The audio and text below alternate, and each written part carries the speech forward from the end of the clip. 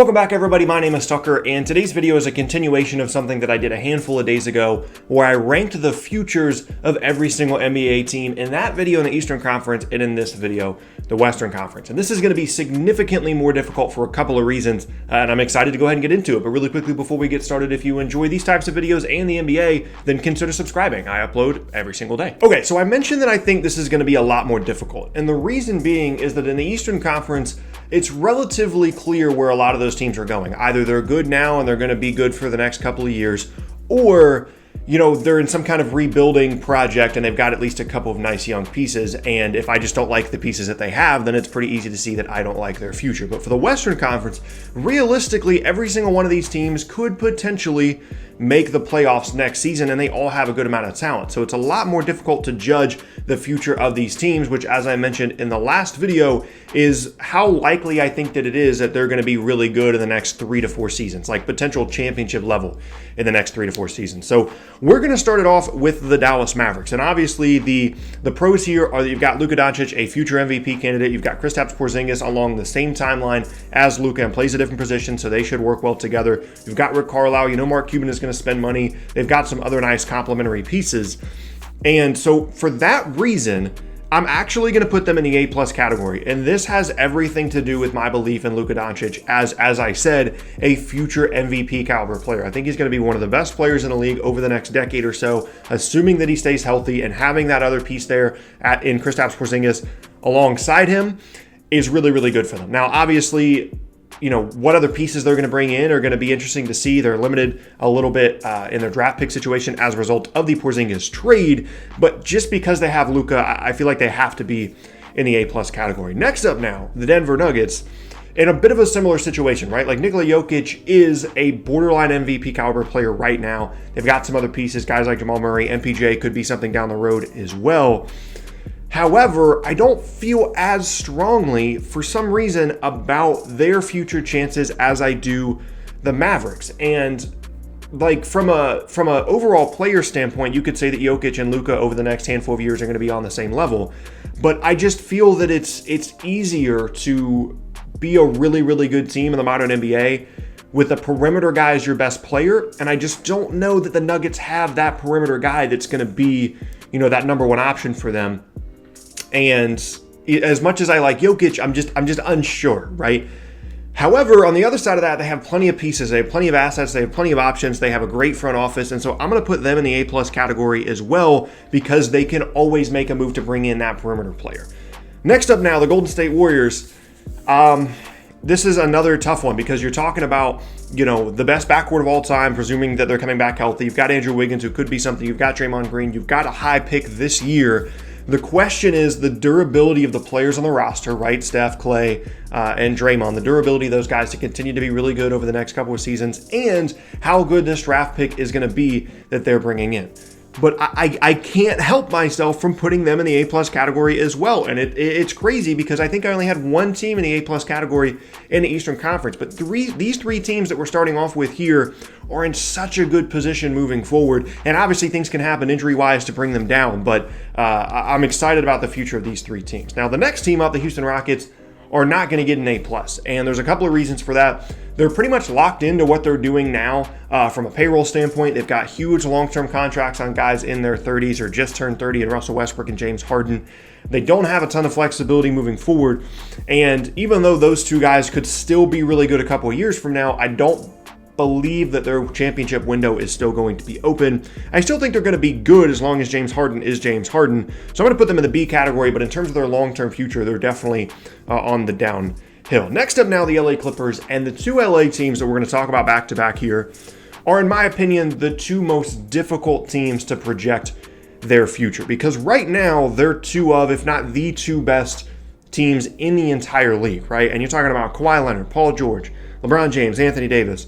But the problem is, specifically, we'll talk about the Clippers here and then we'll talk about the Lakers next.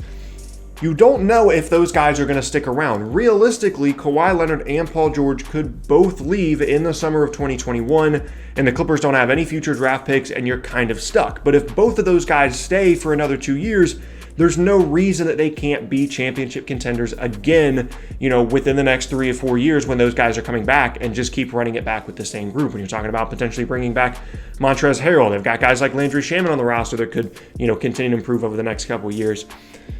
But for the Clippers, because of the uncertainty of the summer of 2021, as well as the durability issues potentially of guys like Paul George and Kawhi Leonard, I'm going to put them in the A category, which is obviously still very good.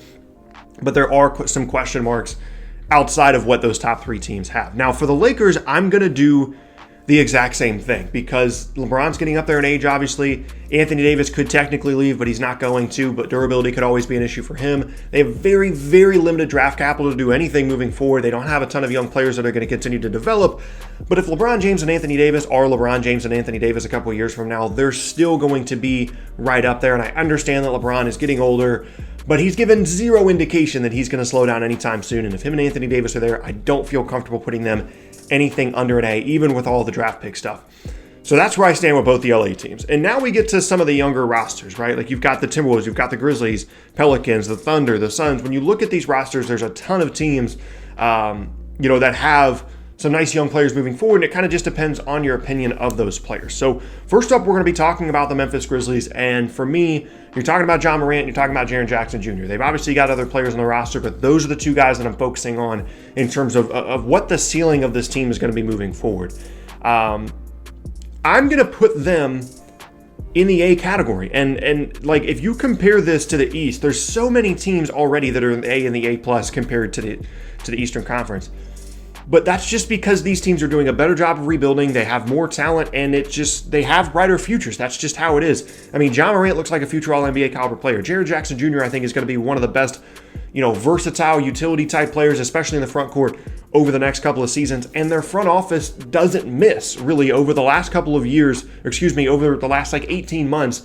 They're doing everything correctly, it seems like. And maybe you can look back on it and say that maybe the Justice Winslow trade wasn't the best idea. I don't know. We'll see. But I believe in this front office. I believe in their new direction. I believe in their 2 young players. And I think that they deserve to be in the A category. And now we get to what I think is probably going to be one of the first, maybe the only controversial one in this entire video. And it's the Minnesota Timberwolves. And on the surface, you would look at it and you would think they've got Karl-Anthony Towns, they've got D'Angelo Russell, maybe Malik Beasley ends up being something. Their future looks pretty bright. I mean, Cat can be one of the best players in the league if he reaches his potential. The problem is, this current roster defensively doesn't have an answer for anything. On paper, they have probably a bottom 5 defensive roster in the entire league. Their 2 best players don't guard at all. And just because they brought in D'Angelo Russell doesn't mean that Karl-Anthony Towns is suddenly going to be happy. A trade request from him within the next 18 months is definitely a possibility. D'Angelo Russell, I'm not sold on as a max player, and they don't have their first-round pick unless it falls in the top 3 in 2021. So in my opinion, the future really isn't that bright in Minnesota. Now, because of the young talent that they have, I'm still going to put them in the C category, but I would not be surprised in any way if 2 years from now, the Timberwolves are right back in some kind of major reset mode where they've traded away Karl-Anthony Towns and D'Angelo Russell's gone for whatever reason, and they're just resetting once again. I wouldn't be surprised at all. And so I'm going to put them in the C category. Next up now, the New Orleans Pelicans. I understand that they haven't done anything yet, right? Like they haven't made the playoffs, and it's just potential right now. But I don't know how either of these next 2 teams, the Pelicans or the Thunder, can't be in the A+ category. Let's talk about the Pelicans first. You've got Zion Williamson, you've got Brandon Ingram, you've got Lonzo Ball, you've got Josh Hart, you've got a handful of really, really good young players, one of them in Zion that if he stays healthy, I really believe is going to be a top 10 guy. Then you've got assets. You've got Drew Holiday, right? And if it was just that, they would be in the A category. But then when you also consider all of the draft and Jackson Hayes, by the way, another young guy I forgot about. But then when you're also considering all of the draft capital that they have moving forward from the Anthony Davis trade, it's mind-boggling the amount of pieces they have to play with. In addition to having all this great talent on their roster already, I don't see how they can't be an A+. And then the Oklahoma City Thunder, a very similar situation when you're considering the draft capital via pick swaps in the Russell Westbrook trade that they got, as well as all the picks they got in the Paul George trade. And I really believe in Shai Gilgeous-Alexander as a future All-NBA caliber guard as well. And they've got pieces. Danilo Gallinari could be signed and traded this summer. Steven Adams could be a trade piece. Chris Paul could be a trade piece. A+ for them as well. They are going to be in position over the next few years. If anybody is unhappy in the NBA, the Pelicans and the Thunder are going to be the first teams to raise their hand and say, hey, we've got all these picks, let's talk. And they're going to be in position to make some big time moves. And so we now have 5 different teams in the A+ category here in the Western Conference. And now we get to some more interesting ones. I mean, you've got the Phoenix Suns that have some promising young players, but it's kind of up in the air whether they're actually going to develop. Then you've got a couple of older teams like the Trailblazers, the Jazz, and the Spurs. The Jazz obviously have a lot of uncertainty surrounding them right now. And then you've got Sacramento that's kind of in a similar situation as the Suns. For Phoenix, I like DeAndre Ayton potentially long-term. It would have been nice if they picked Luka. It would have been the right pick, but we don't have to harp on that too much. Devin Booker is a potential, borderline all-NBA caliber guard, all-star all-NBA caliber guard, and they've got some other young pieces on that team that could potentially work.